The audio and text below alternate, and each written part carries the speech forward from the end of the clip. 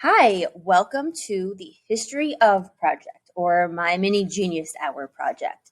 So for the longest time, I've wanted to try Genius Hour, but I was always a little bit too intimidated and overwhelmed by all the little details that it encompassed. So I created my own version.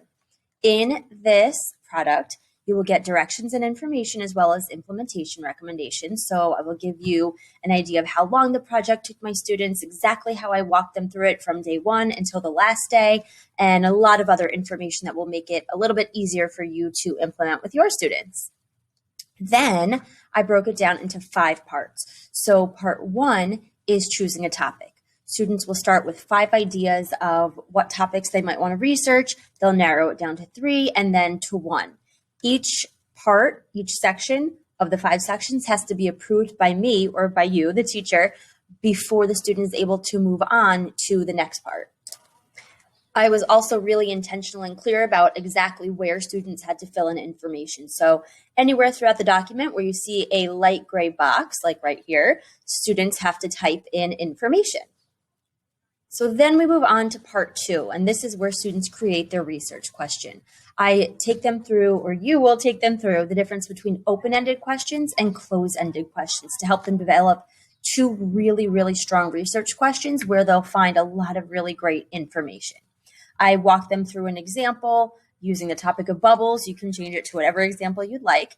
And then we practice turning open-ended questions into closed-ended questions and closed-ended questions into open-ended questions, just so they're really familiar with it, Then finally, they'll brainstorm and create possible research questions. And they have 5 areas right here, or 6 areas, 6 bullets where they can create questions before they narrow it down to 2 questions.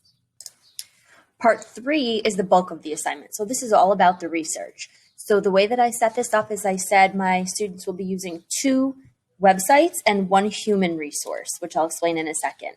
I had to walk them through how to do research and really make sure that I hit on those skills, which for me, I kind of discussed with them throughout the entire year. But I reminded them that the first 2 things that come up in a Google search is not how you do research.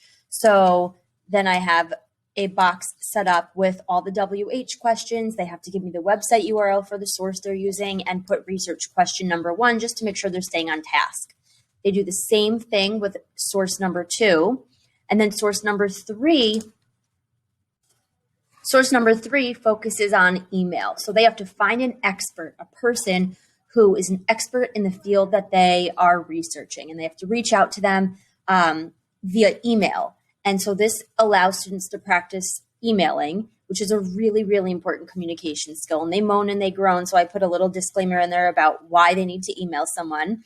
I put a video for how to email someone, and then I put a template. So they will send a sample email to you as the teacher. I set up a structure in terms of what needs to be included. So they have that outline. I wrote a sample email so that they know they can refer to that. And then they can send their sample email to you and their real email to their expert using this, where it says source 3, finding an expert.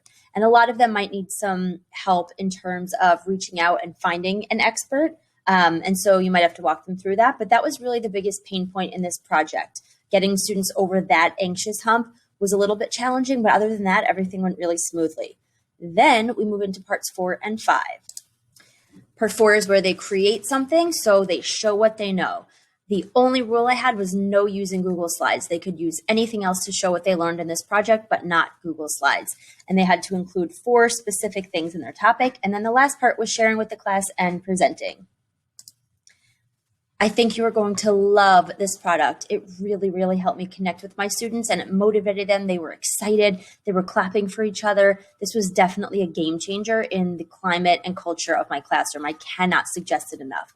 Please feel free to reach out to me if you have any questions or need any help implementing this.